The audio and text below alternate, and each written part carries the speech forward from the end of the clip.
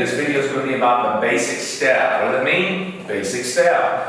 We're going to actually do this from an open and closed position. We're going to give you both looks at the very beginning from this view, and then we're just going to do open position after that in different angles, okay? So, starting off, we have this closed or open position here. So we got slow, quick, quick, slow, quick, quick, slow. Yes? Now when we go to closed position, notice that our feet are a little bit closer together, so you can dance it from here or more of a swing position. Either one is good. So we go slow, quick, quick, slow, quick, quick, slow. So you notice that it's a little bit smaller, yeah? So you can do that either way from all four angles. So let's take it from this side, two-hand open position, and slow, quick, quick, slow, quick, quick, slow. Nicely done. Let's take it from this angle, smiling and breathing, and slow, quick, quick, slow, quick, quick, slow. Hoorah! All right, one more for the ladies. Here we go. And slow,